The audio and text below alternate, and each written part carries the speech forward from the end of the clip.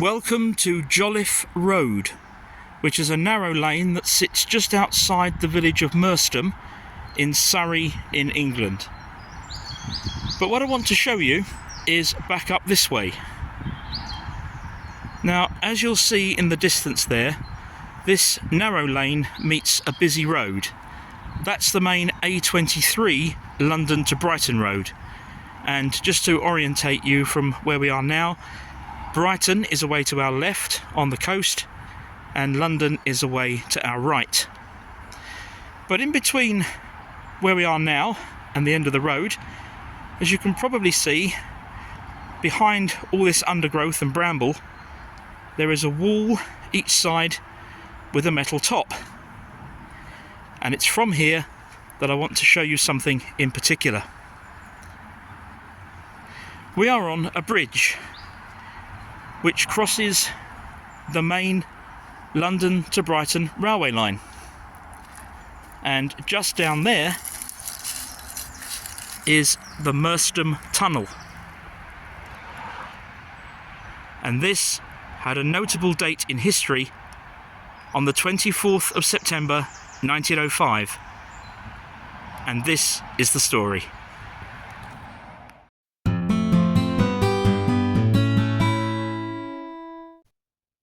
Mary Sophia Money is generally regarded to be the first person in Britain to be murdered on a railway train. Although, like many other aspects of this story, that is a little contentious, with others also claiming that dubious honour. However, her story is certainly the most mysterious. It remains unresolved to this day, and contains more twists and turns than you will normally find in fiction. Many of the finer details have also become confused over the years. However, what we do know is that in 1905 the 21-year-old Mary was working as a bookkeeper for a dairy company based in Battersea, South London. She lived on site and shared accommodation with another young lady called Emma Hone. Clutching her purse, at about 7 p.m. on Sunday the 24th of September 1905, Mary told Emma that she was going for a walk and wouldn't be long. Shortly afterwards, she called into a sweet shop near Clapham Junction railway station. She was served by a Miss Golding, who knew Mary from previous visits, and Mary told her that she was going to Victoria Station. Mary arrived at Clapham Junction station at around 7:20 p.m. There she also told a ticket collector that she was going to Victoria. It's worth bearing in mind that this would have required her to catch a northbound train. The ticket collector later confirmed that Mary still had her purse with her at this point, and this would actually turn out to be the last confirmed sighting of Mary alive. The next couple of hours are very mysterious. It's unknown whether or not Mary caught a train to Victoria in central London. What we do know is that somewhere, at some point, she boarded a southbound train, which had left London Bridge at 9:33, heading towards Brighton. Sometime after 10 p.m, the train passed through the Merstham Tunnel. Within the hour, a work crew, led by their foreman, Sub-Inspector William Peacock, entered the tunnel to carry out off-peak maintenance work. Around 400 yards inside, they found the badly mutilated body of a young woman. This is Merstham railway station, and it's here that William Peacock came to report the discovery of the body to the station master.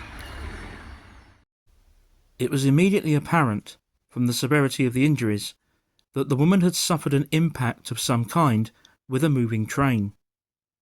It was therefore initially assumed that she had walked into the tunnel voluntarily to commit suicide. However, with the police now involved, the body was taken to a nearby hotel for an initial examination, and it was there that the investigation took a more sinister turn. This is the Feathers pub and hotel where Mary's body was brought. It stands now as it did then on the main London to Brighton road that we saw earlier.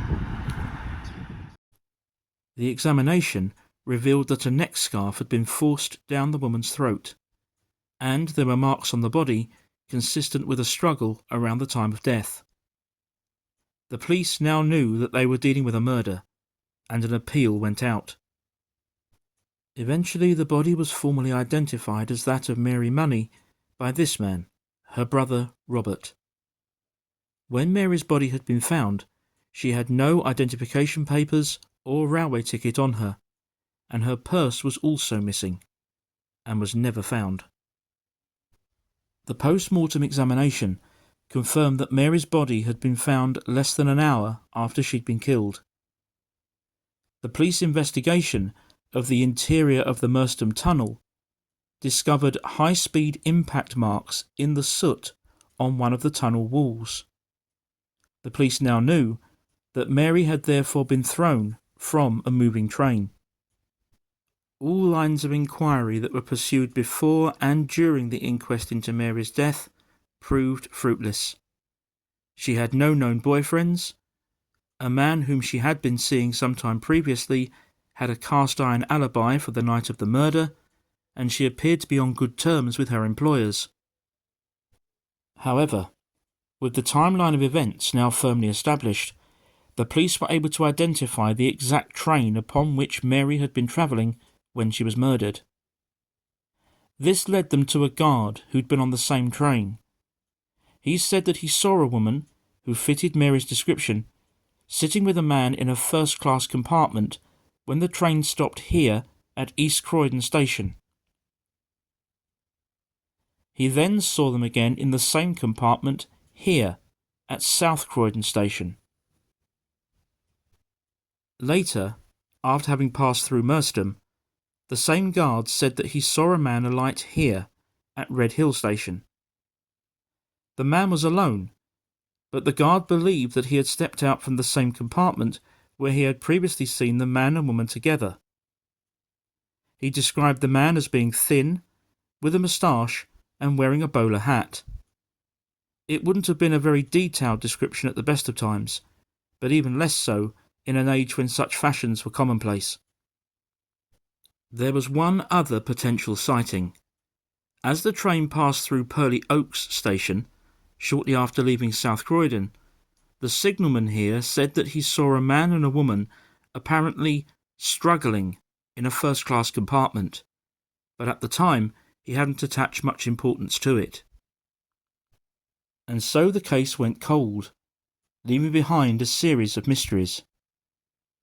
Despite telling her friend that she was only going for a short walk and wouldn't be very long, Mary clearly went alone and voluntarily to Clapham Junction Station, apparently to catch a train to Victoria. Somehow, she ended up on a train going in the opposite direction, sitting in a first-class compartment with an unidentified man.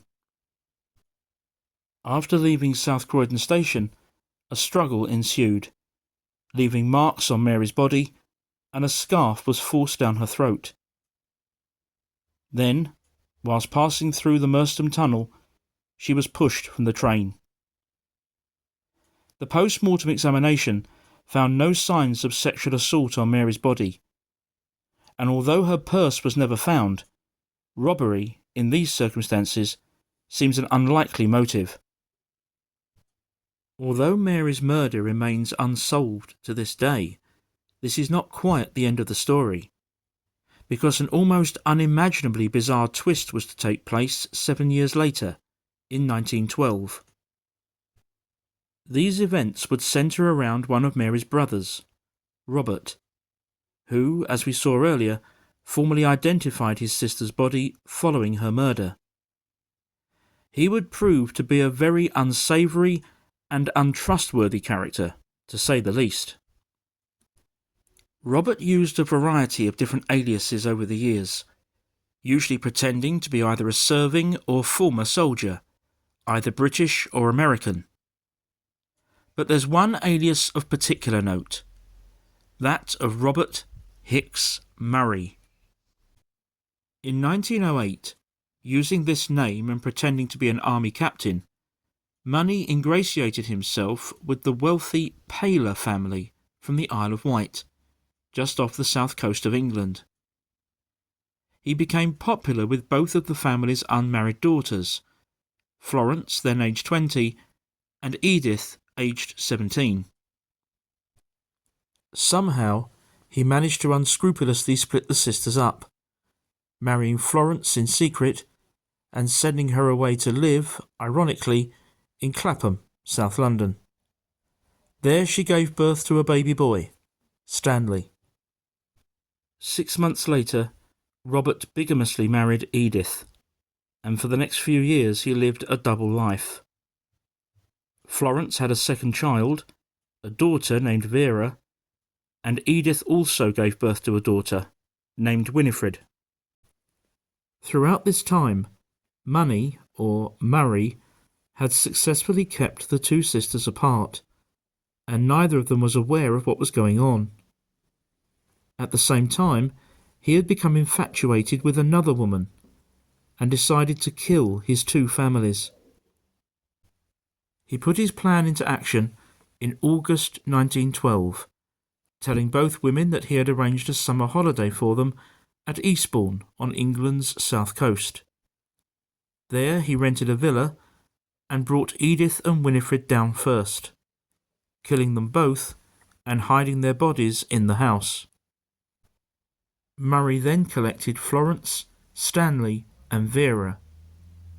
Once at the property, he shot Florence twice in the neck with a revolver, and, believing she was dead, went off and murdered the two children. Florence, however, was actually still alive and managed to escape the property and raise the alarm. In the meantime, Murray gathered all the bodies together, doused them in petrol and set them alight, before shooting himself. The fire brigade were able to douse the fire before it fully took hold. They recovered all the bodies and a suicide note from Murray, in which he claimed that he was ruined and asked for forgiveness. Murray's words were made even more empty by the results of the ensuing police investigation, following which they announced that they believed he had married and murdered at least 7 previous women, although they refused to release any further details. In addition to the police investigation, Florence, the sole survivor of what had now become known as the Eastbourne tragedy, positively identified Robert Hicks Murray as Robert Money from a photograph whilst she was recovering in hospital. It was therefore not surprising that the police decided to reopen the investigation into the unsolved murder of Mary Money. This time, the police report stated that Mary had been making a display out of keeping with her position by false statements of an engagement with her employer, and furthermore that, at her death, it was discovered she had misappropriated the firm's money. So, as I said at the start of this video, this tale has more twists and turns than you would normally find in fiction. What was Mary up to on that fateful night in September 1905? Was she an innocent victim? Or was she involved in something darker, which apparently necessitated her silence? Either way, whatever the case may be, ironically the police never found any link between Robert Money and his sister's murder. As for Mary herself, her murder triggered enormous public interest and shock. This photograph was taken at her funeral, and the size of the crowd speaks for itself. She was laid to rest with her father at the Vicarage Road Cemetery in Watford in Hertfordshire. And, within the inscription on her badly weathered headstone, it's still possible to make out the words stating that she died at Merstham. So that brings us back to the bridge where we started. We are left with a murder, a lot of theories, but an enduring mystery. Please remember to like, subscribe and press the notification bell for more. Thank you very much indeed for joining me for this video, and I'll see you again very soon.